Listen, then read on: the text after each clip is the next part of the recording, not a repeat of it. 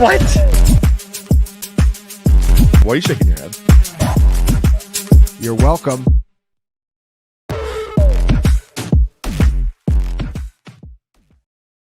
Yes, indeed. Tuesday night, Dynasty Points, a show like none other. One of the only shows that is Dynasty that can reference best ball 23 times while also not discussing 23 players on one program. Will we get through it this week?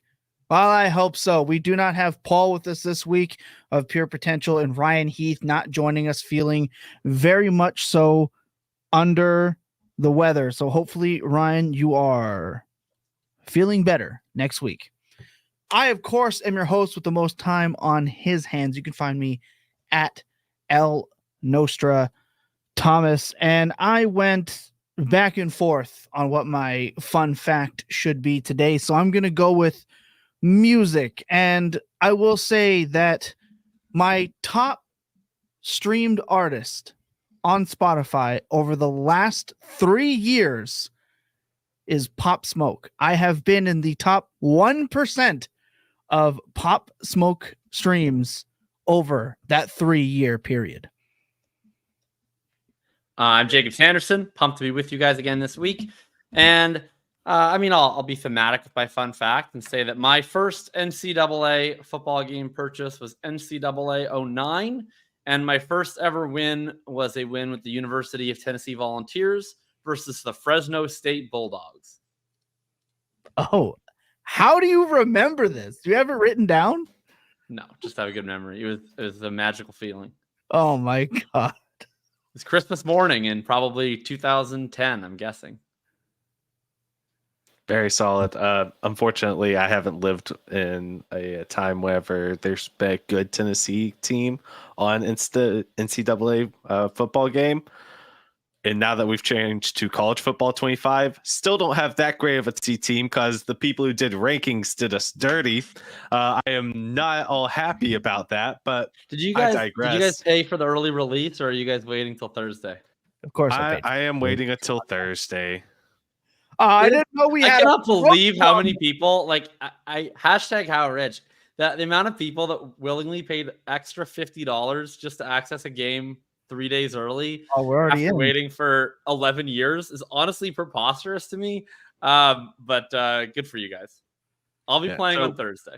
I didn't think the lawyer on our program would just cheap out on the need to play college football 25. I mean, I've been waiting 11 years. I can wait. I can wait a little longer. Yeah. So my fun fact, as many of you all know, the home derby was last night, and Teoscar Hernandez won. He is the first Dodgers player to ever win the home run derby. I find that kind of crazy with the number of good hitters that they've had, but very first one. It was a very exciting event to watch. I like how they did the hybrid between the timed round and then having the 3 outs at the end. I know a lot of people weren't too big of a fan of it, but I thought that was a very fun little twist. So congrats to him, and congrats to the viewers for watching a very entertaining 3 hours. The fact that they can still find a new way to make it entertaining after baseball being around for like 300 years and like the game not changing, pretty impressive, if you ask me. But this, of course, is a fantasy football podcast. This is a Dynasty fantasy football podcast. I like to remind my co-host, specifically Jacob, who was the worst culprit of the best ball infusion last week, that is indeed what we are doing. However, we are not a news show.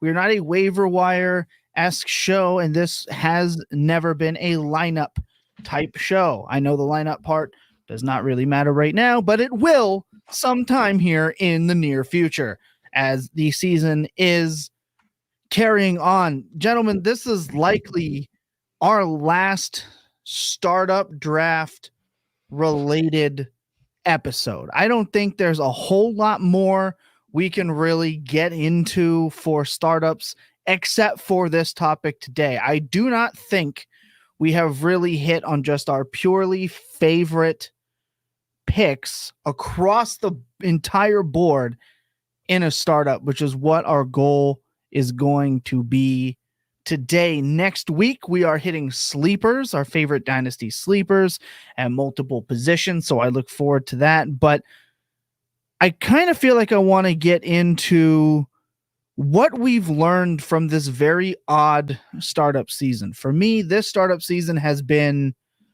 probably one of the least predictable that I can remember. Trends that I thought were going to go away stuck around. Some players have fell in some drafts that I have done that I was not expecting. It's not often that, the general dynasty community talks up a player highly, and yet I still consistently see those players drop below where top tier analysts and where ADP has them as should be going or currently going. So I definitely want to discuss that. But before we do, I'm going to hit the break early. That way, when we come back, we can just rip through this first portion of the program for your listening pleasure. Sit tight. Okay, let's talk some trends in drafts and what we have learned. Of course, all of the ADP information I'm using is from dynastydatalab.com. That link is in the description. Let's talk through it. Jacob, what are some dynasty startup trends that you have noticed throughout this draft season? I've noticed that you can get really high upside starting quarterbacks, I think, a little bit cheaper than you used to be able to. I think in part because there's more of them. I think in part there's just a few quarterbacks that have been fixtures at the top couple rounds in recent years that people are, I don't know, maybe a little worried about, maybe a little bored of, whatever the case may be. Add in a really strong, or at least projected to be very strong, 2024 rookie quarterback class. And this is probably the least I've ever desired to be making a round one quarterback pick. We've talked about it before on shows, but that's probably the biggest shift for me. Is I've usually been a round one quarterback guy if I can be. Now I'm generally trying to position myself in startups to make my first pick one of Jefferson or Chase or Lamb. Obviously, I'm not going to go ahead and pick them at like 2 overall or whatever. But given you're in a derby, given you can trade, given you can be in that mid to late first, get one of those receivers. That's what I want to be doing because there's so many guys. I mean, there's Herbert and Kyler have just been round one startup quarterbacks for most of their careers. I think that they should be now. They're going in the mid 2. You can pretty reliably get one of those two.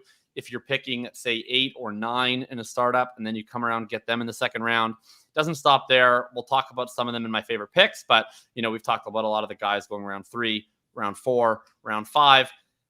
You can get 2 quarterbacks that I would consider, either elite or at least with very high upside to be elite in rounds 2 through 5, while getting one of those 3 receivers that I think the market agrees right now are in a separate tier from the rest. Yeah, it's odd to me that for a couple of years we've been able to land this Kyler Murray propaganda and it hasn't changed. I think I did see him go the earliest yet at 2-1, which is kind of surprising, but kind of where he should be going, really.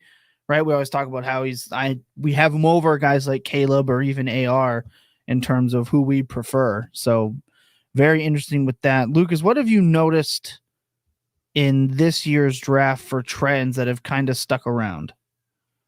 I think right now for me, it's the wealth of running back depth, especially as you get to rounds 8, 9, 10. There are some really good running backs there that you can throw into your RB2 spot and then fill up your flex with if you so choose. And you're going to be just fine there.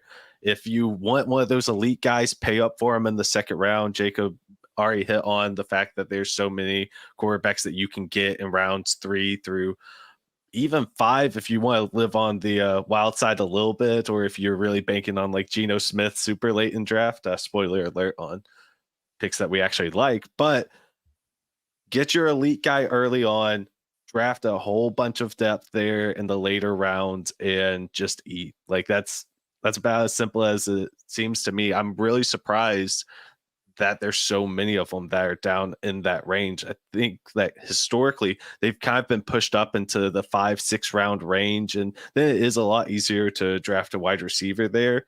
But right now they're pushed down, lots of good upside there. So that's what I'm doing.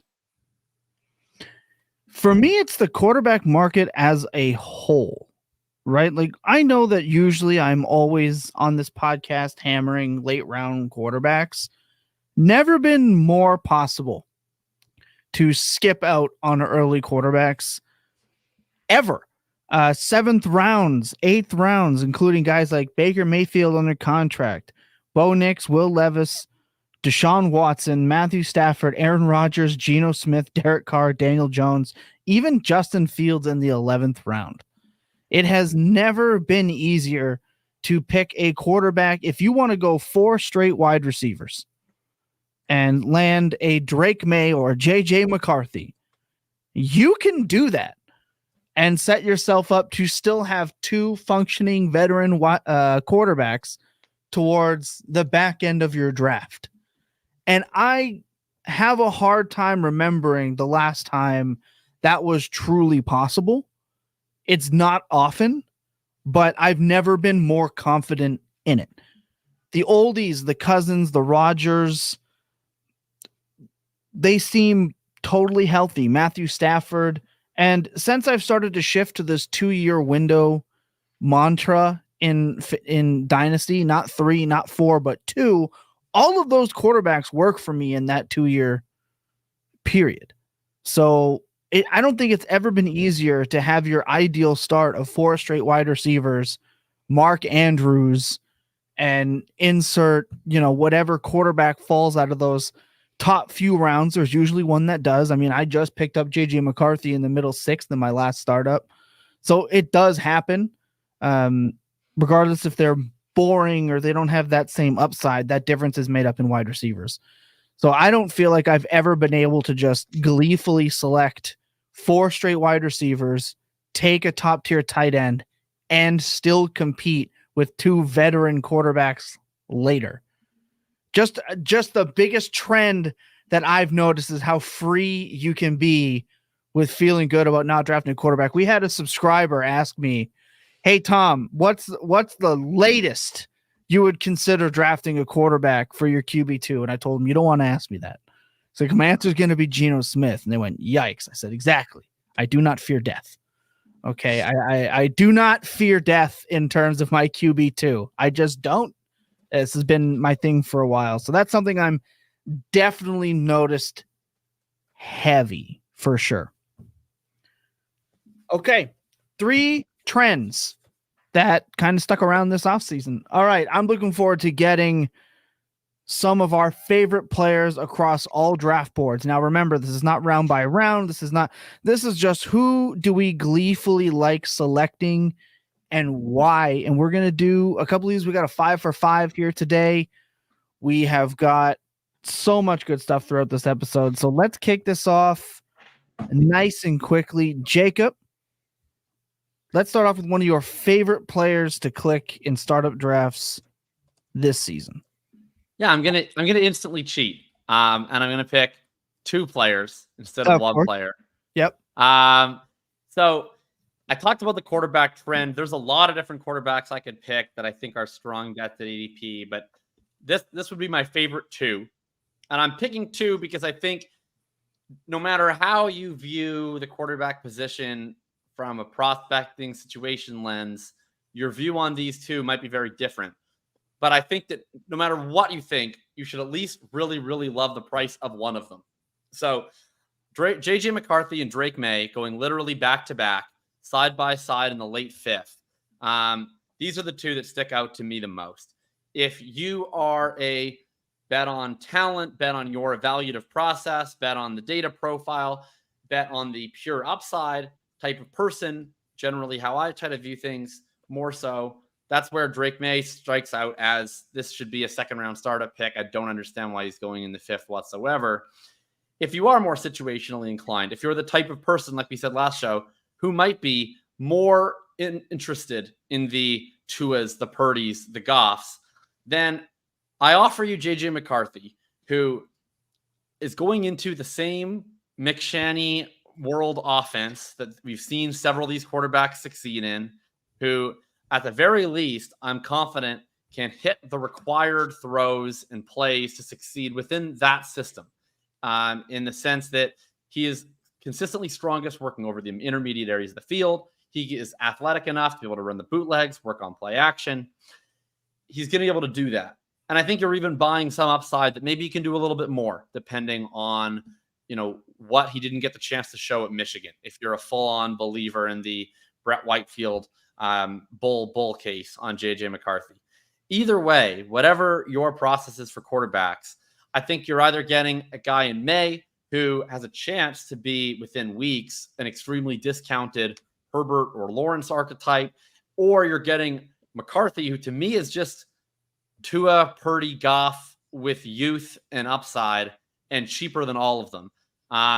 Maybe he fails. Maybe he's like Zach Wilson level bad, but I'm willing to stand on the fact that I think these systems, O'Connell, McDaniel, McVay, Shanahan, Ben Johnson, the people that are running these very simplified, very sharp offenses, that the floor on how good you need to be, specifically if you can do a couple of main things well, it's pretty darn low. I think that McCarthy can hit that. I think you're just getting a few rounds discount because of kind of fake uncertainty there. So those are the two that I'd be wanting to build my startup strategy around, depending on how I view the quarterback position. I think they're both very underpriced. Well, and that's what we talked about right off the start, right? You can just load up on these wide receivers. I find it interesting when we talk about the way these quarterbacks are being looked at. We had one of the best ever rookie quarterback seasons of all time. This time last year, CJ Stroud was a late third-round pick in third-round reversal leagues going as QB 15. We had Richardson, who has gained value after only playing a couple of games.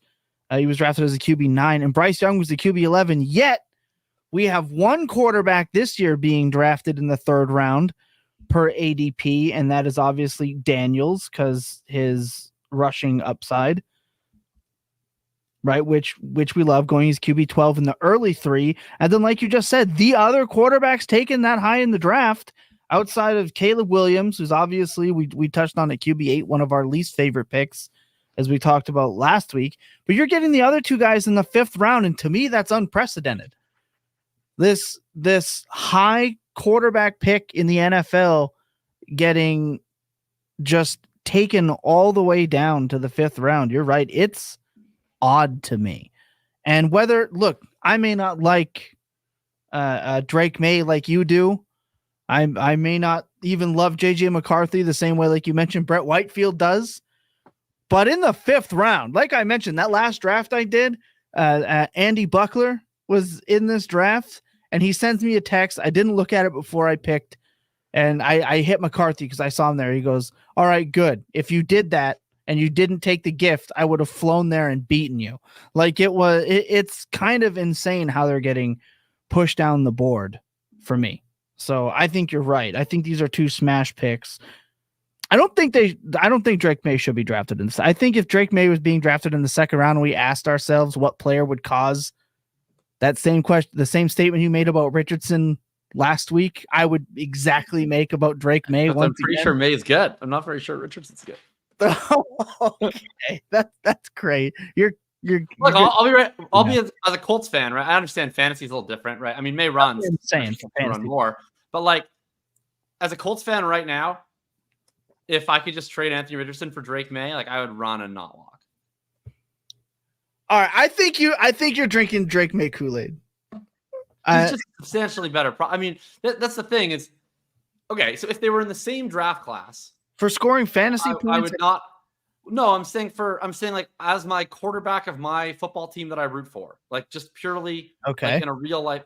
I mean, well, I think Maye should go ahead of Daniels, and I mean Daniels and Richardson is very weird in terms of hard to compare because their prospect profiles, like they have some stuff very much similarity because they run, and some stuff very, very different. Daniel's obviously way more productive, but Richardson's way younger and doesn't have all the sack rate stuff. But yeah, I mean, I think, I don't know. This goes back to my take on Richardson from last week, but there's like this weird Richardson effect where it seems like we don't view him as a prospect anymore, but like we probably should. He played 2 games. So I just think if he was in this class, like, I get the market has decided on Daniels over Maye. I think that's wrong. I'm sure they would decide on Richardson over Maye. I don't know that it would be like that clearly Richardson over Daniels if they were just both in the same rookie class. I'm pretty sure Daniels would have gone ahead of him in the real NFL draft. I'm quite sure Maye would have gone ahead of him in the real NFL draft too. Like, I don't know. I just think that the spread is a little bit widened because people got really excited about the fantasy production in 2 games, but like they're going to get the fantasy production out of, all these rushing quarterbacks. Okay. Like I said, I just find it interesting. I don't. Lucas. I think for me right now, the player I'm most excited to draft is Breece Hall in the second round. Somebody who just turned 23, and he is going to be a asset that's going to keep going up in value for the next 3 years. Just historically, that's what running backs do.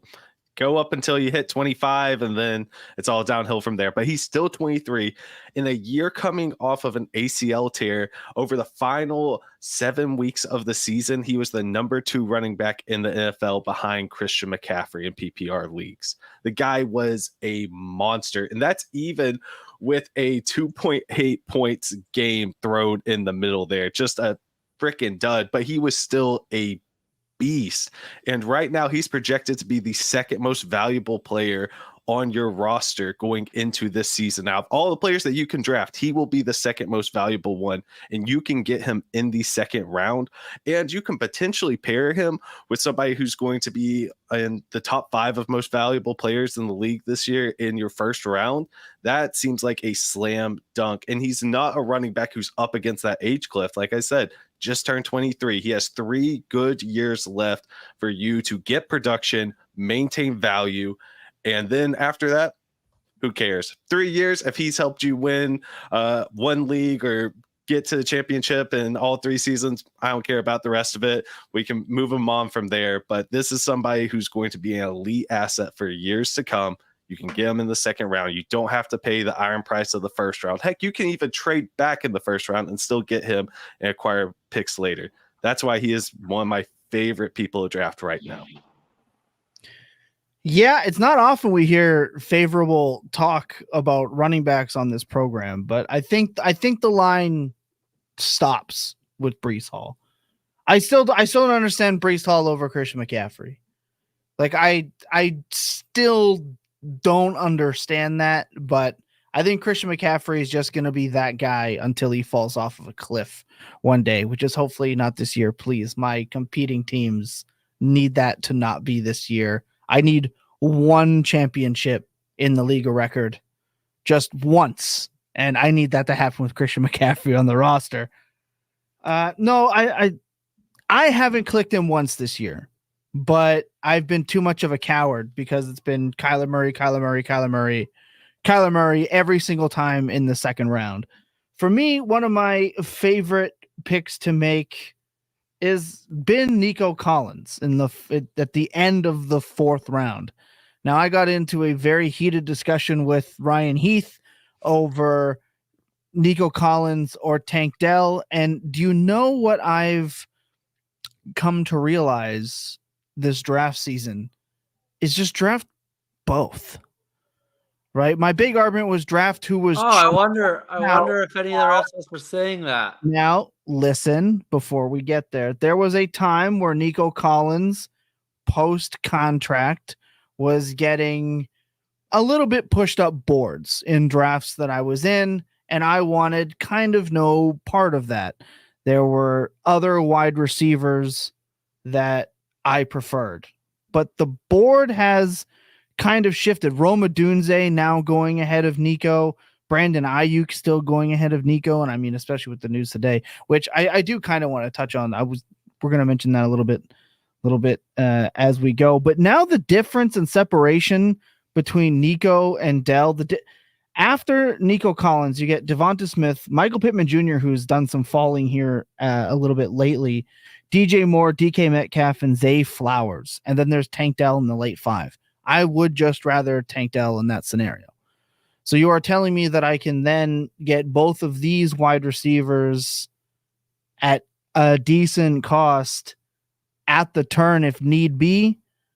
I do like that. I liked Nico Collins pre moving up the boards.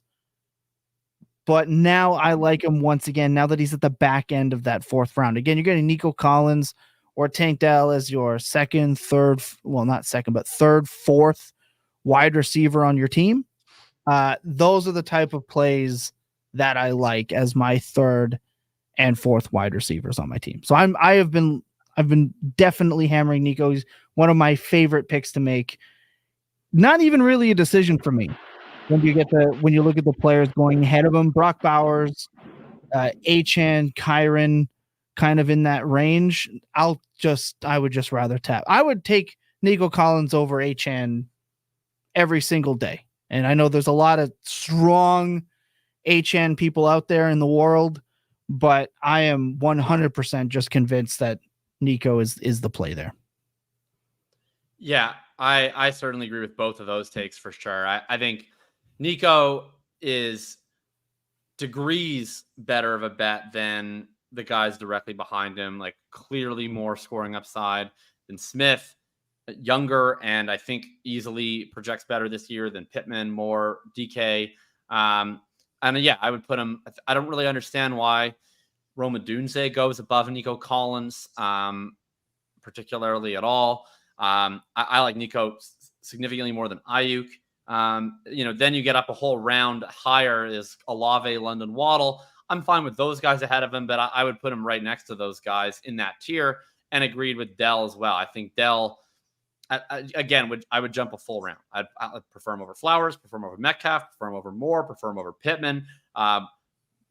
Probably prefer him over Smith. That's probably close. Maybe prefer Smith by a hair. Yeah, that's both of those guys are really, really undervalued to me.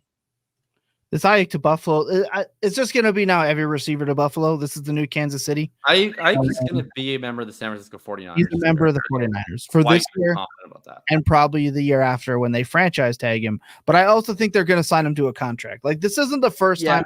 They do this every single year in San Francisco, and they find a way to keep their dudes. At worst, this team is all in on their Super Bowl window right now. Right? Look at this team. Trent Williams is on the back couple of years of his career.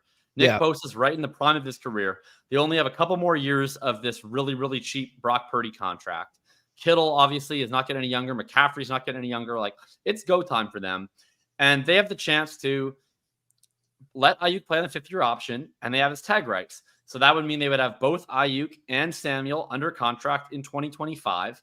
That's when they get into their cap crunch situation, more so than right now. I think they'll have to move one of them in 25. I would guess it's Debo, but they'll have to move one in next year. But that, I don't think that the return that they're going to get off of either one of them next year is going to be all that much worse than what they'd get from trading them right now. And they're trying to win a Super Bowl right now. So it makes no sense. They're going to keep both of these guys. They're going to use this as a year for Pearsall to get comfortable, and then they're going to hope that he can take over the number 2 role next to whichever one they keep the following year. That's just the only thing that makes any sense to me. Yeah, I don't think he's going anywhere. Like, like you said, and he has no leverage. He has no leverage aside from just sitting out, right? And I don't see holdouts being what they used to. I don't see it happening whatsoever. But he's been an absolute smash pick in drafts because he's finally fallen out of that like top 12 spot in startups, and he's starting to sit in that mid, 14, 15, 16 area when you're in drafts. But I think it's important to hit on what Brian said. The issue with ADP is always the A. People out here in drafts doing wild stuff. The hypotheticals we talk about, i.e. said we in startups, ADP aren't really reflected in the streets. Now, that is true sometimes. I will say I just recently did a startup where I swear it was just copy and pasting from the most recent ADP. And for a minute, I didn't even realize. It took me 3 rounds to figure out that we were basically just selecting at ADP, and I was able to preemptively cry about players that I knew I wasn't going to get because I was just watching them all tick off damn near in order. So I think it really depends on what leagues you're in. I believe the hypotheticals are still very much viable. It's just how you can apply it to your strategy. And again, we talk about knowing your leagues. That's where it gets increasingly more and more important. Jacob, one more player that has just been your absolute favorite pick in startups. See how many we can get through. Yeah, I'm gonna try. Okay, I'm gonna try to emphasize a running back, and I understand that this ADP is what it is. If I was drafting in a draft and I actually expected it to flow to this ADP, what I would do is I would do exactly what Lucas said. I would lock in one of Bijan or Breece Hall. Those are the only two running backs really that I don't think are overpriced. And then I don't have to deal with the position until the very late rounds. But if I'm trying to work under the assumption that I have to try and or if I'm trying to work within the confines of positional ADP and how they line up next to the wider market, one guy that I'm pretty confused about where he falls into this is James Cook. He's also been one of my favorite. Tom, cue the sound effects. Favorite picks in best ball. Oh my god! So look, I don't think that he is necessarily a perfect, complete running back, but I look at this Bills team. I think they're going to be good on offense, basically no matter what. You can't have Josh Allen and not be good on offense. He's just too elite and too talented for that. But Curtis Samuel's a role player. Keon Coleman is hopefully a role player. I don't think anybody would expect him to just come in and be dominant year one. Shakir, role player. I've talked about some of the efficiency concerns with Kincaid. I'm not sure that he's really a true efficiency-adding alpha. You also look at how they ended up running the ball a lot more last year down the stretch with Joe Brady. Is that how I would want to run the Bills offense? Not really, but that's how he wanted to run the Bills offense, and he's in charge. Then they go out and trade Diggs, and they sort of have this collection of role players in the receiving game. He's the most dynamic guy they have. What he did exceptionally well last year was play efficient running back in the context of the role that he was given. Okay, so you look at stuff like rush yards over expectation per attempt. He comes up 0.45. Rushes over expectation percentage, really strong, 42.7%. He was consistently explosive last year, and he was able to perform, at least in spurts, as a high-volume back. I like the Ray Davis pick. I think he's going to have a role, and I think that has a lot of contingent value to it. But all things considered, I don't think he's at any risk of being usurped. And while I don't know that he's complete, I am very confident he's very, very talented, at least in the role he has. And you're basically getting everything else for free because you look at the rest of this ADP. He's behind Pacheco, behind Walker, behind Jacobs, behind Rashad White, behind Jonathan Brooks.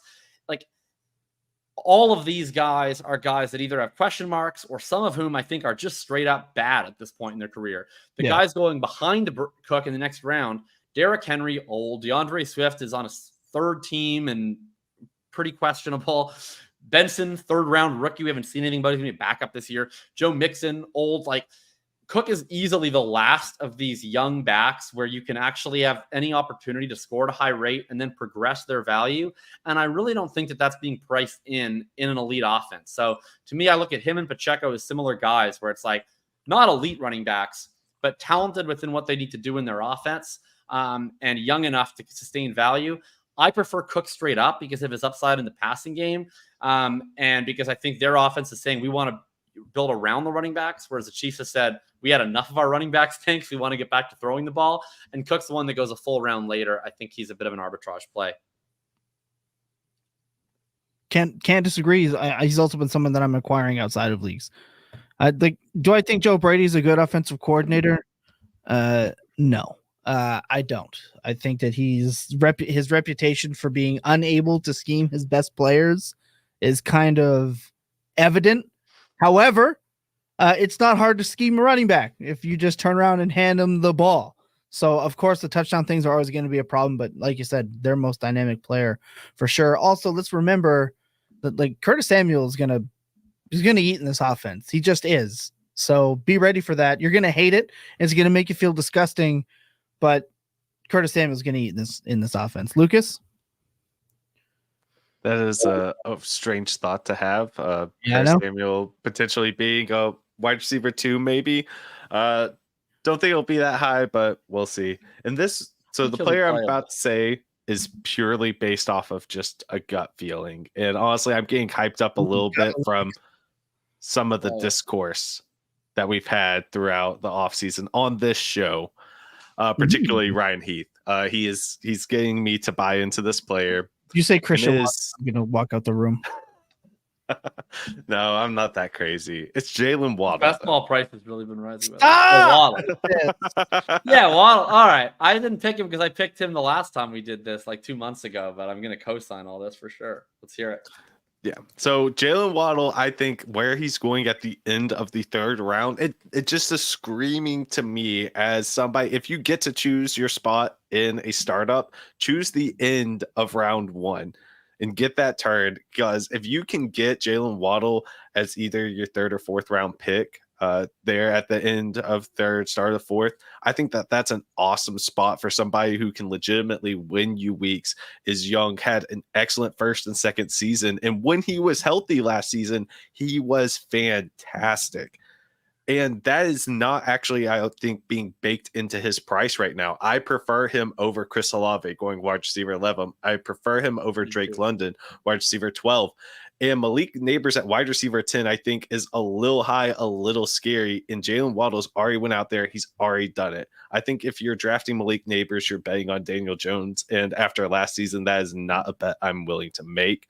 So I think Jaylen Waddle at the end of the third round, start of the fourth round, is an excellent spot to buy that kind of production, get him on your team, has a bunch of flexibility for the rest of your roster, and you have not committed to any sort of strategy if you're going with, say, Jaylen Waddle in the third round there.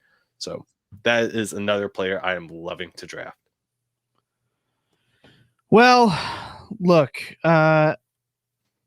I mean, again, we discussed Waddle quite a bit. We're gonna all right. Let's address this LSU offense. I'm going to they were playing in college against college players. Yes, they had probably 2 of the current best 5. You could even argue best 3 wide receivers in the NFL, and probably best 5, maybe at worst you would say best 7 quarterbacks in the NFL. Right? Let's look at Dynasty Startup ADP. We've got the 1-6, the 1-8, the 1-9, right? We're all on the same offense here.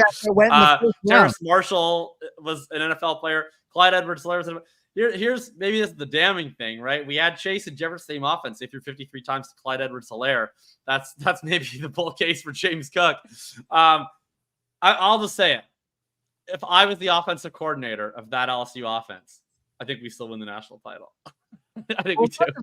This is exactly what I talked about previously when I was warning people about new head coaches and offensive coordinators that have never called plays. Right? We have multiple coordinators and head coaches now that have never called plays. Right? We have the head coach in Tennessee. Guess what? The last time he called plays was in relief in a 2008 playoff game. He does not call plays. We do not know what he's going to do or how good he is at it. Zach Taylor was given the job, and Bengals fans have been scrutinizing Zach Taylor's play calls every year he's been their coach. It happens all the time. So, no, I don't think his success has really translated to the NFL stage. And again, he does have a known reputation for not being the best at scheming his wide receivers open. I still can't forgive him for what he did to DJ Moore. I can't. No, I'm not even. It just, I'm not going to talk about it. It kills me.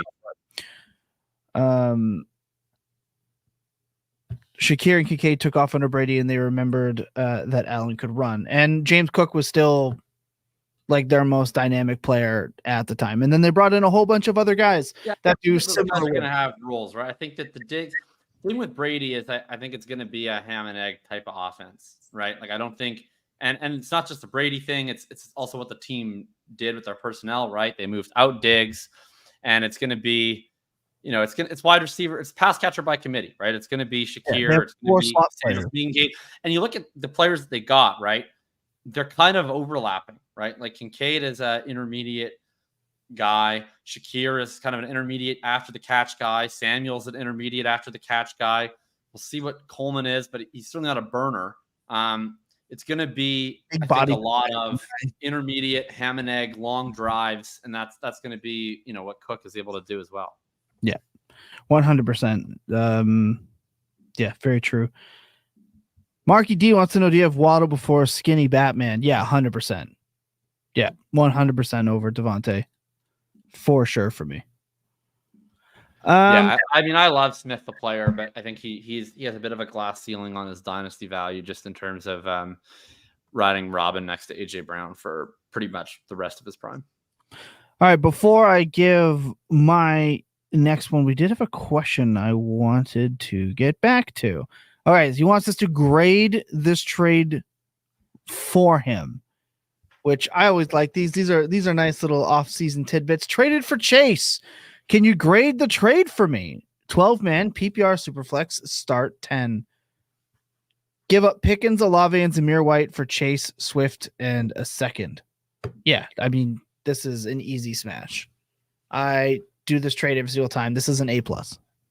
I'm going to say A+. Jacob? Traded, gave up Pickens, Olave. Yeah, I mean, yeah. What? I don't know. This is an A+ here. That's we're posting to brag at that point. Yeah, 100%. Yeah. 100%. This is A+ across the board. Can never go wrong with trades like this. Do this every single time. All right, another player that I have been loving on in every draft that I can get him in. I mean, I can't talk. You know what? No, I'm ladies and gentlemen, I'm sorry. I can't for the 100th time tell everyone to keep drafting Chris Godwin, Amari Cooper, Deontay Johnson, Christian Kirk. They're the same person at this point in the offseason, and we should be just acquiring them at all costs. So I, too, will change up who I was going to pick, and I'm going to pick Brian Robinson. Brian Robinson is a player to me that, look, I understand the Austin Eckler. They brought him in. Maybe he can catch some passes still. This is a dusty old veteran running back. There's already been plenty of coach speak to me that tells us that he's not coming off the field when they get into 2-minute. If he is out there in 2-minute, they feel just as confident with Brian Robinson out there as anyone else on the roster. This is someone who, in a Cliff Kingsbury system, someone that helped revitalize a James Conner-esque player, and maybe Brian Robinson is not, the same level of pass catcher as James Conner. James Conner's not out there running wide receiver routes. He is the king of the swing out, check down, screen pass, maybe a Texas route, very slowly run every now and then. I don't see any reason why Brian Robinson can't do that either. Now you're running the risk that, yes, Eckler, it was all the high ankle sprain, and he's going to struggle and all this. It is not like at RB 33, you are taking a real chance. If you burn that pick, oh no, you missed out on Nick Chubb, Troy Franklin, Kendre Miller, Zach Charbonnet, a bunch of booty cheek. Okay. It's just, you're getting a viable starting running back, likely set for 60-65% of the work, in an offense that we are expecting to be much better, with a quarterback that is going to open up the running game. One thing that we know scrambling quarterbacks do provide to running backs is them opening up the running game. Yes, I understand that they tend to check the ball down less, but a little bit more efficiency and some more goal line work. And to me, Brian Robinson can easily hit that 11 to 13 point per game threshold with a couple of spike weeks. If you are somebody like me that just does not draft running backs in startups these days, he is a priority pick, not just somebody that I hope I can get. Brian Robinson is a priority grab for me in the 11th and 12th round. Every single draft, I don't hesitate. He's just a smash pick to me. I think this offense is going to be very good. Massively agree. I think people have done a weird thing with Brian Robinson. I mean, he was a great pick last year in all formats at cost. And then people have held the Eckler thing against him from a passing down perspective. He didn't play on passing downs last year anyhow. That's the thing, right? Antonio Gibson already had that role. Last year, in total, Brian Robinson, I just lost it, how many routes he had. Well, anyway, he had 40 targets last year. Actually was extremely efficient in the receiving game. He had 1.68 yards per route run. That was fourth in the entire NFL. A lot of that is based on a couple screens that he broke. I wouldn't expect to see that happen again necessarily. But the idea that, that he's going to be losing pass game work. He didn't have it in the first place. All the passing down work that he was, or all the passing game work he was able to get was on early downs. He's still going to be out there on early downs. I don't see why he can't replicate roughly 40 targets once again, even beside Austin Eckler. And totally agree with everything you said about the goal line role in these Cliff Kingsbury offenses. He set up very, very well for that and should be a super heavy favorite to have that role over Eckler. Well, it's not. Oh, sorry. I was just going to mention, like, people are always going to lose the passing role. He lost the passing role. 59 targets went to bum-ass Antonio Gibson. So regardless of what you think of Eckler's workload is going to be, he's just in the exact same situation and what we deem should be a better, more efficient offense now that it's away. Like, granted, don't get me wrong, talk about bad offensive coordinators. We know Cliff Kingsbury is going to take his best receiver and let him run 3 routes. But again, rushing quarterback with Daniels, going to open it up. I can easily put a comparison player to player for roles, James Conner and Brian Robinson. If you're telling me I can get RB2 value, because guess what? Brian Robinson, RB21 last year in PPR formats. So, I mean, you're telling me I can get that value in the 11th and 12th rounds in startups? Smash pick. And I think the funniest thing about Brian Robinson, like what really shows his value, is the fact that on my worst team that I had last season, where I was going for number 1, trying to get Caleb Williams, I had Brian Robinson on my roster, and he was keeping me from getting the number 1 overall pick. But I couldn't even move him because he wasn't valued by the community for anything that, or at least at the time, that I thought was, worth moving on from, because he was still going to be fine this season. I kind of wish I would have cut bait earlier.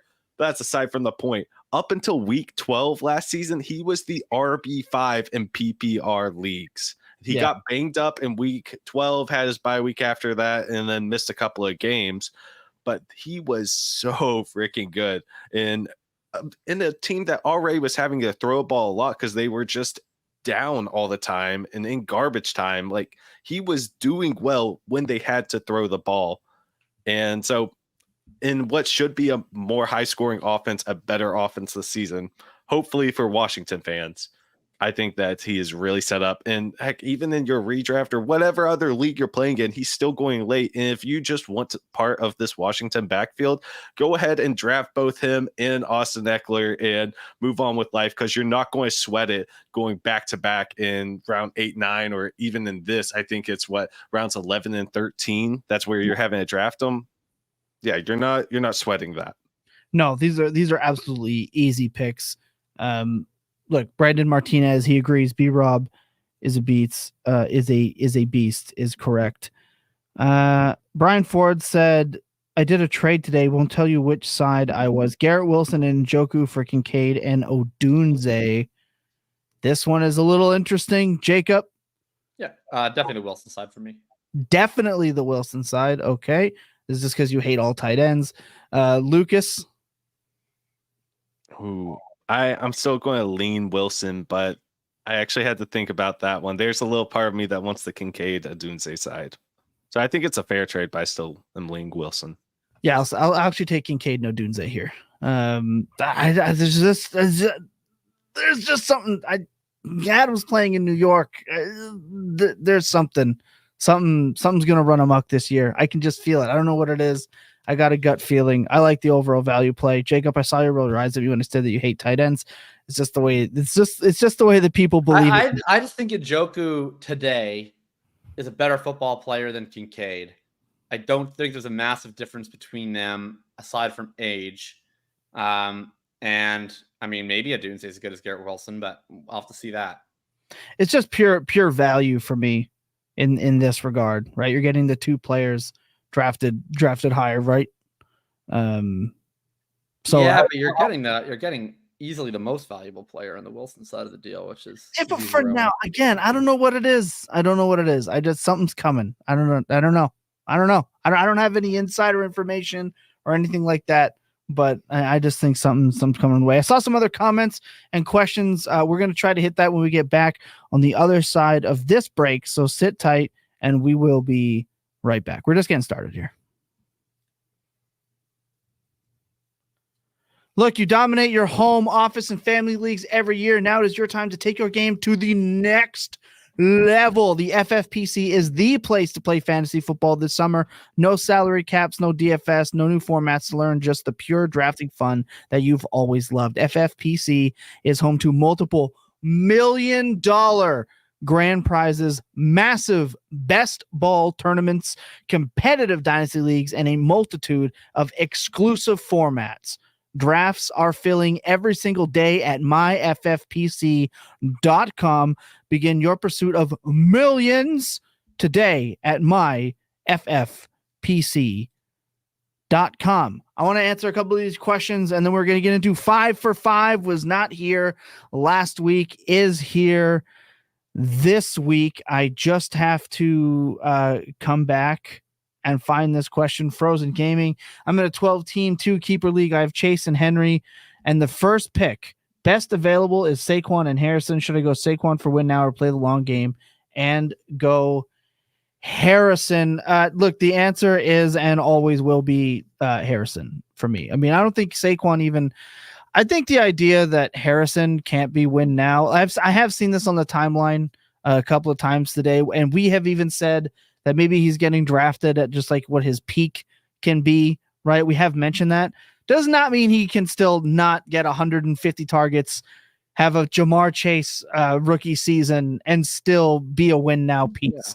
He's still a generational prospect, and I know the word generational gets thrown around a lot, but he's been the dude for a couple of years. I'm still just take your Chase, get yourself some Marvin, and call it a day for me. Yeah, I mean, Harrison is going ahead of Saquon and Schmall. So worth noting that the win now might not be what you think the win now is. Right. I just think it's people are really infatuated with this idea of Saquon in Philly. I'm not. I think there could be a very real chance that he is just kind of a little bit cooked.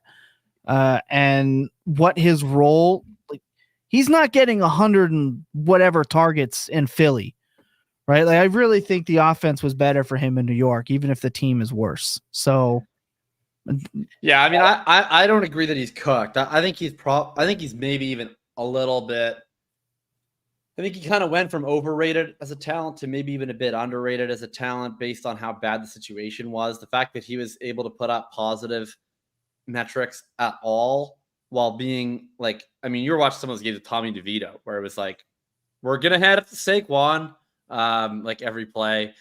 I admire the effort last year. I think he's going to be ludicrously efficient this year in Philly, but that's not really how fantasy points get scored. It's touchdowns and it's receptions.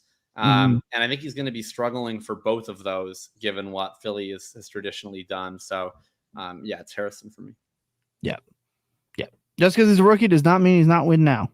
I think that's important to note. All right, let's go. Let's do it. Let's go 5 for 5. Let's re-explain to people what the game is so they can be locked in. All right, it's been a while. It has been. We haven't done this in about a month. The 5 for 5 is a game in which I have designed 5. I picked 5 players, and they all play fantasy eligible positions. So they are always quarterbacks, running backs, wide receivers, or tight ends. Gotta get ready. I give up to 5 clues for each players. If the contestant guesses on the first clue, 5 points. Second clue, 4 points, etc., etc. The last question is always worth double points, but sometimes I just make it, I don't know, triple points, whatever I need to make sure that the math works out.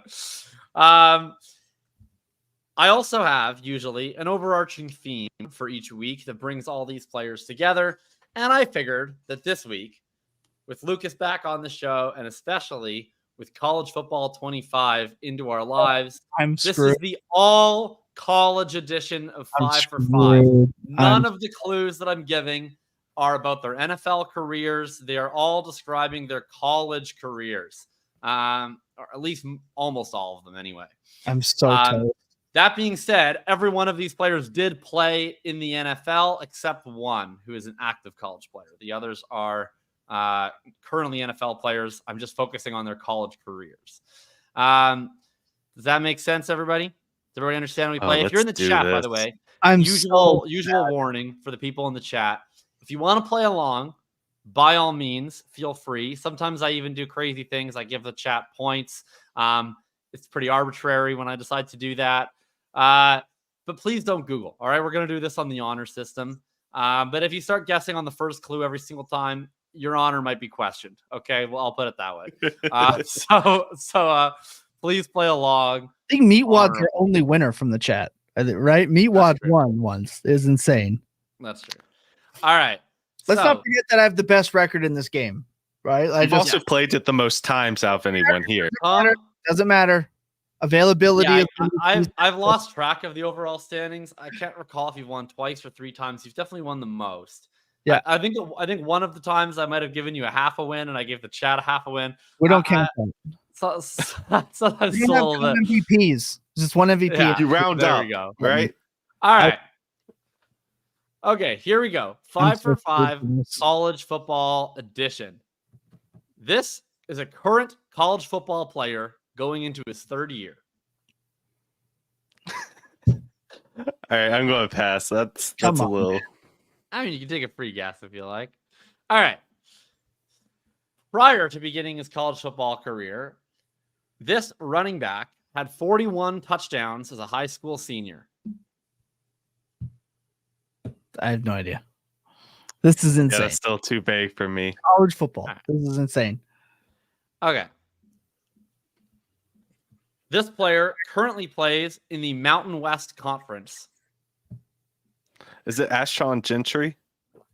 That is mispronounced, but correct. Yes. This is such 3 points to Lucas Gilbert.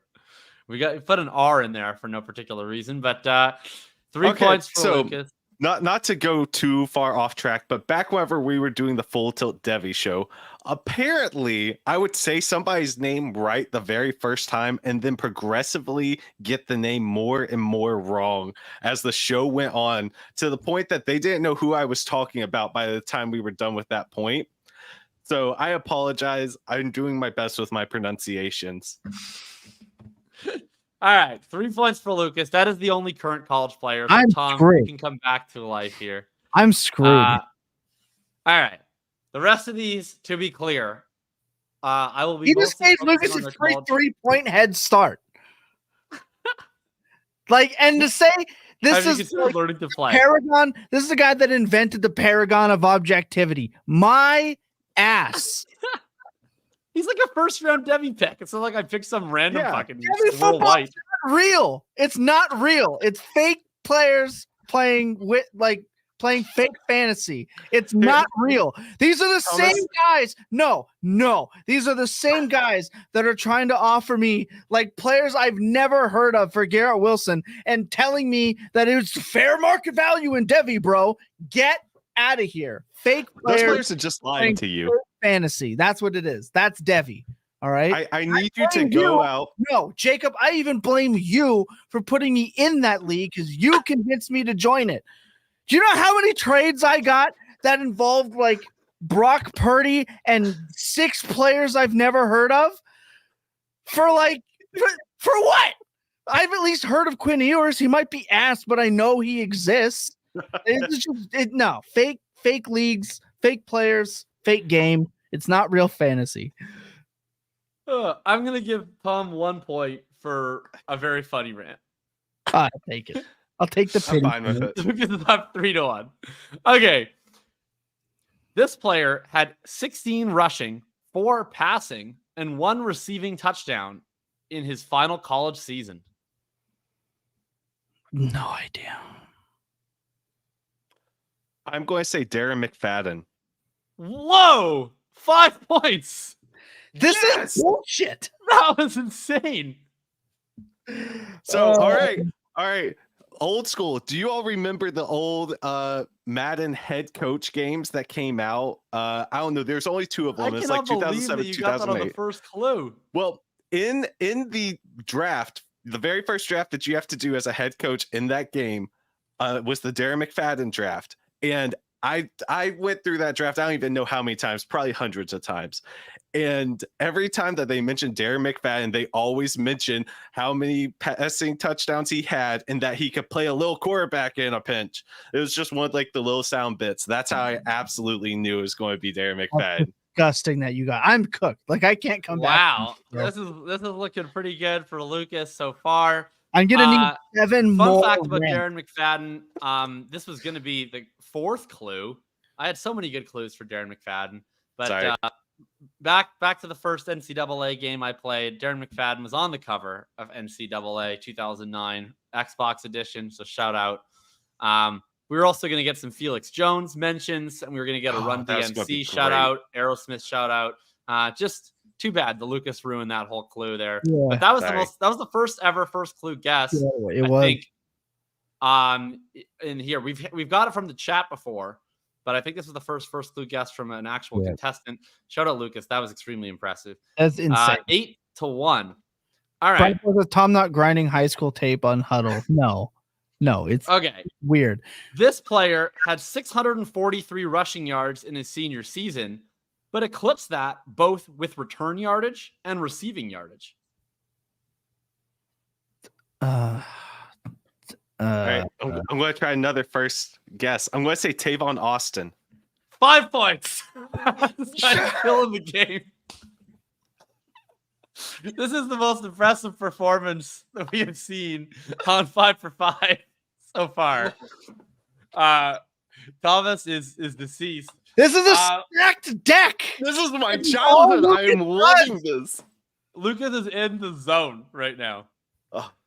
Oh my! Other fun facts about Tavon Austin: set an Orange Bowl record with 4 touchdown receptions, had a career high in all-purpose yards in a single game with 572 in a loss, and did have at least 1,000 yards receiving, rushing, and returning in his NFL career.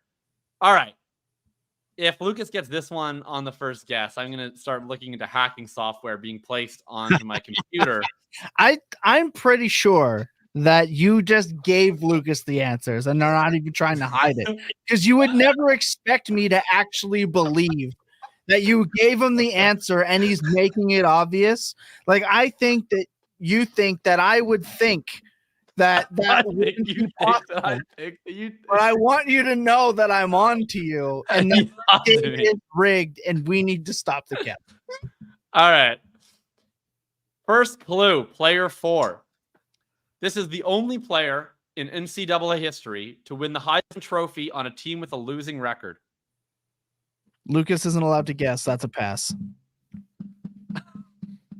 I want to see if you can get another one.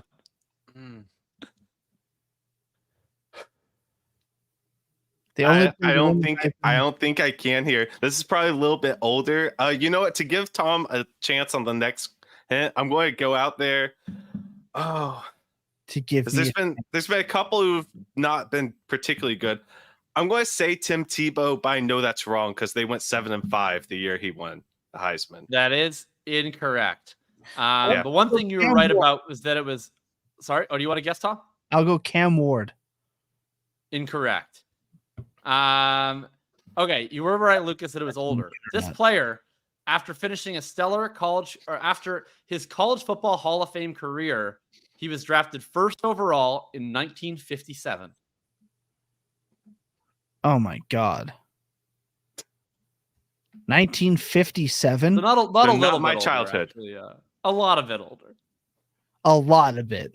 He's drafted first overall in 1957. I don't know my eras like that. That's crazy. I'm going to go out on a limb here and say Staubach. Not correct. That was actually where I was gonna go, but I couldn't remember his name. It's gonna be someone weird. It's gonna be like Nagurski, or like it's gonna be some weird old timer. All right, we'll see if you guys can get this or not. This is the first ever player to win the Heisman Trophy, the NFL MVP, and to be inducted in both the College and Pro Football Hall of Fames. What? Is it going to be weird? Like, the punter, like something weird, like, what is it, Ray Guy? Didn't he win an MVP as a punter? Like, it is not Ray Guy. I don't know. I have no idea. This is a brutal question. Good call. I love the Ray Guy call. Outside of the box as possible. Oh, I got nothing. All right. Okay. Fourth clue. Vince Lombardi refers to this player as the greatest player he has ever coached. Bart Starr. Incorrect. But good guess. Right No, team. it's the run. It's got to be the running back. I can't remember his stupid name. Oh my god! All right. We'll see if this last clue Gotta helps. be his name. Known for his elite versatility throughout his NFL career, the award now given to college football's most versatile player this past season, Travis Hunter, is named in his honor. All right, I think this award. I'm confused on the award because there's another award that I'm thinking of. I'm going to say Jim Thorpe. Not correct. Okay, So I can't get it. I have no The idea. correct answer is Paul Hornung. Oh my god! I never in a million years would have gotten that. That is an obscene question. That is, All right. Well, that is truly. I figured I would try one old school college football legend there for you. Dang, that was tough. Don't know. These guys wouldn't know like a Javon Walker question because it's in like 2008. You think we're gonna? Even I, the oldest man on this program, if they're gonna come nowhere near who that is, do not even know who that is. All right. So the score is 13-1. The good news is that the final round is going to be, doing the math here quick. The final round is going to be quadruple points. Okay. Which means Tom can tie if he gets this correct by the third guess. Okay. So, I don't make the rules. I just recently opened up this message here that said it's going to be quadruple points. Crazy what a coincidence that is, that it works out so nicely We have to a give Tom a chance. secret investor in this game. All right. The rules. First clue. As part of a joint Heisman campaign with his quarterback, the team made a website for the players called passorcatch.com.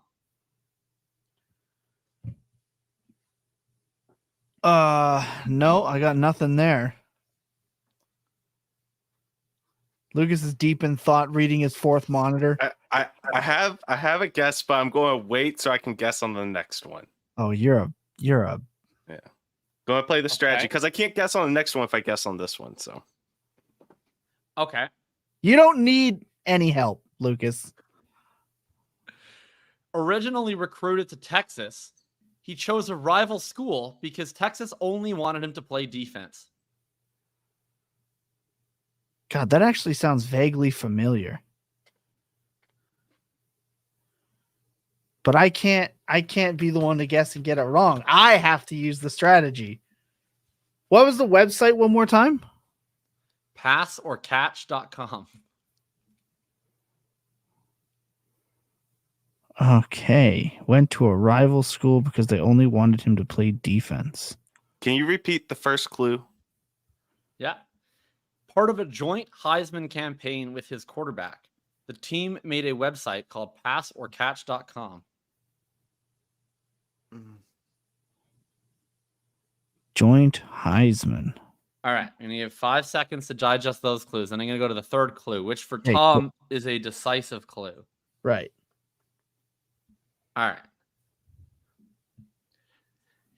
Not so sorry. He holds 8 NCAA receiving records, including most yards and catches by a freshman, 134 and 1,962, respectively.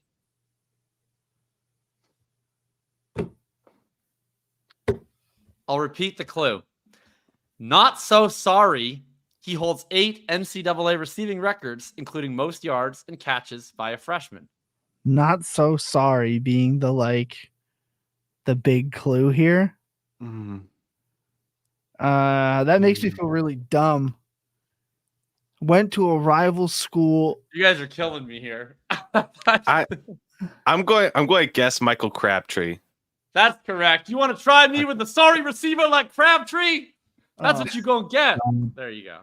This whole gosh. game just ass. Come on, Tom. That was an NFL clue right there. That was the Richard Sherman "try me with a sorry receiver" quote. I didn't actually get that one. He was that good? He was unbelievable in college. Yeah. damn, I just remember him being terrible in Baltimore. Like that's the last memory I have. The joint quarterback campaign, by the way, Saskatchewan Roughriders legend Graham Harrell on the Mike Leach Texas Tech Red Raiders, one of the most fun college football teams of all time. Shout out Mike Leach, man. Shout out. That was an insane version of this game. Lucas won, by the way, with a final score of 25-1. So that was that was quite the performance. I got the one on a rant. Like it wasn't even like you got the ones for comedic. It wasn't even for an answer. It's because I was stuck on Justin Blackman for the longest time on that last one. And I almost said Blackman. I was so close, but yeah, I mean, similar era, same conference, similar I thought set up with another Big 12 famous quarterback. Yeah, that was. I was thinking like a Mike Evans or something like that, but like I was like, nah, I don't think he did that good with Manziel. This is kind of the Texas A&M thing. That was the closest that I could think of, but that was nuts. Brian says that was the odds Tom would win. So appropriate. You're right. As soon as they say college football, I'm going to have to get in the lab and study my college football knowledge with college football 25. I can assure you that we will go back to our typical method of 80% NFL, 20% college clues moving forward. But Lucas did not disappoint today, bringing his college knowledge right to the front. That was truly remarkable, and I'm disappointed that neither of you immediately got the sorry wide receiver like Crabtree, the greatest interview in NFL history. Nah, dude. I'm sorry, man. I didn't get I hope that. I made up for it with my earlier performance. I just showed Aaron that interview, like because we were watching the top 10 like most unhinged, like post game interviews or whatever, and it was on there. I should have got it, and the way you said it, I should have got it. We're gonna take a quick break. We got a question in the chat. And then for the people that stayed to the end, I want to get 3 more bonus players that we are just super excited to draft that we're going to go through in rapid fire order. Just a little bit of a bonus for those who have stayed all the way here through to the end. Sit tight. All right. Rain has asked the question, should I trade Pickens for McBride in Dynasty? My team is loaded at all positions except for tight end. He has K. Dalton. He has Stroud and JD5, Marvin Harrison, Cooper, D-Hop, etc. It depend to me if it's a tight end premium or not. If this is a tight end premium, then yeah, I'm smashing that absolutely. Not tight end premium, I'm just as fine rolling out guys like K. Dalton every week. Like I just the value on tight ends, even in warp, outside of like the number one guy in non-tight end premium formats is just so insignificant. Yes, it is. Then yeah, I'm taking McBride there every single time. I'm doing McBride even in non-premium. I mean, I think you just have to start picking straight up. Okay, I'm doing McBride no matter what there. Okay, yeah, I think George Pickens is actually going to have a kind of a half decent year. I think he'll have a half decent year. I think McBride can do better. It's just the difference. It's just in a non-tight end premium. Just give me like Tyler Conklin and let me roll him out every week. Because again, like just the wins over replacement for tight ends is not. Yeah, great. But I mean, I think McBride minus Conklin is going to be even a non-premium is going to be a higher number than Pickens minus, I don't know, Tyler Lockett. So what's a good year for George Pickens? What are you expecting? Like wide receiver, what? What would you consider that's a good year he's for being him? drafted as the top 24 wide receiver this year. So I think he's got to be. I would say wide receiver 20. Wide receiver 2. 18 to 20 to me would be like an out. If he is drafted as wide receiver 18 to 20, Pickens is going to shoot up draft boards. All right, and where are you expecting McBride to finish? Man, I got him as tight end 3 on the year. Yeah, tight end 3 is still more significantly more valuable than wide receiver 20. Yeah, I guess that's even in non-tight end premium. In tight end premium, it's just through the roof. Yeah, I mean that's fair. Okay, 3 more quick players that we have been absolutely happy to smash in fantasy drafts. Just for the people who have stuck around, we love and appreciate you. Haven't already, hit the subscribe button. It helps us out tremendously. Jacob, let's give him one more bonus player. Bonus player for what? Sorry, for the guy we like to draft? Yes. Okay, sweet. I was like, I'm not coming up with 5 clues in 10 seconds. All right. Yeah, I mean, I've been talking about this guy on every show, so I'll just keep hammering him. Audric Etime, deep down, get him on every team, every format. With the Denver Broncos this year, I think you're very likely to see top 5 expected fantasy points to the running back position. I'm fine with Javonte-ish where he goes, but wide range outcomes there. I think Jaleel is a sweet player. I think he's just a role player. He's 180 pounds. He's not going to be a goal line guy. I don't think he can pass protect well enough to be an every down guy. I think he's going to have a package of plays every week. They're going to get the ball to him. And I think it's ultimately going to wind up being Javonte versus Etime for the rest. And if the market isn't sure that it's Javonte, which based on how they draft him, they're not sure it's Javonte, and I think that's reasonable to not be sure, then Etime should be a lot higher than free. So that's the guy that I will give you for a late round guy that I keep hitting every time I can. I love it. He's a great pick. Lucas? I'm going to go with the guy we were just talking about, Trey McBride. Another player I absolutely love drafting. You want to get advantages at positions where you can find them. You're not having to pay the same, anywhere close to the same price as Sam Laporta, who right now is tight end 1. And Trey McBride can very easily finish tight end 1 this season. And I think it's almost a locked in tight end 5 for the season. So really like where he's being drafted.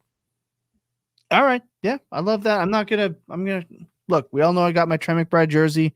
I now have my Trey McBride signed mini helmet, thanks to Lucas. So, I'm all in this year 100%.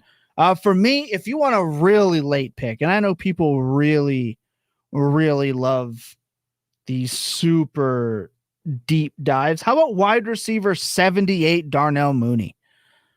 Now, if we think the Falcons offense is going to take off and Kirk Cousins is going to do what Kirk Cousins does, which is pay mid to late QB1 numbers on a week-to-week basis in this McShanahan-esque season, then Darnell Mooney is a free wide receiver 3. He can be the Brandon Cooks to this offense. This guy had 140 targets in his second year.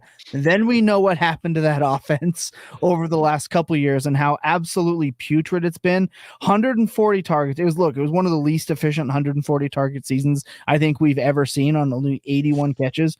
But if you're telling me this man can't put up 81 catches for another 1,100 yards and 4 to 6 touchdowns, if you liked what you saw from Jordan Addison, I mean, the second weapon in a Kirk Cousins offense, the at wide receiver, obviously we know the second weapon on that offense is going to be Kyle Pitts, but with the Bijan, Pitts, London trio, another option is going to pop out for massive games. And you want to talk about freer than free? Wide receiver 78 is just not somebody you ever have to be concerned about clicking. He and Brandon Cooks are my 2 most drafted late round wide receivers in every single draft, because again, they're just free flex plays. And in the deepest, darkest depths of Dynasty, those are some of the types of guys that really help you get those number 1 seeds when half your roster is either injured, suspended, playing real life Grand Theft Auto, just doing everything that can come up unexpectedly in a season. So it's Darnell Mooney and it's Brandon Cooks. Marky D says, good show. We appreciate it. Jacob, if you're not subscribed already, link is in that description. Go click on that. Learn some more about the schmall that is often far too discussed on this program. Lucas is developing new tools all the time, working on it now. Can't wait to announce some of that stuff when it is up, ready, and ready to go. And obviously with FantasyPoints.com, college best ball. It is out. It is happening. It is already over like 15% full, and it has been out for a day. That college football best ball mania is not going to last to the end of the week. So get in there while you can. Use promo code FantasyPTS. Get some money off for your best ball enjoyment and hop in there. The college fantasy football all access team will be drafting every single night this week. So you're going to want to be tapped in to Josh Chevalier, Eric Froton, and all the guys over at College Fantasy Football All Access. It is a phenomenal show. Fantastic. This game was absolutely rigged. I kind of knew it would be. I just had a feeling. But also, remember, the Devi Fantasy Football is not real, and clear eyes and full hearts could never lose, and your best days are always spent tilting. Good night, everybody. What? Why are you shaking your head? You're welcome.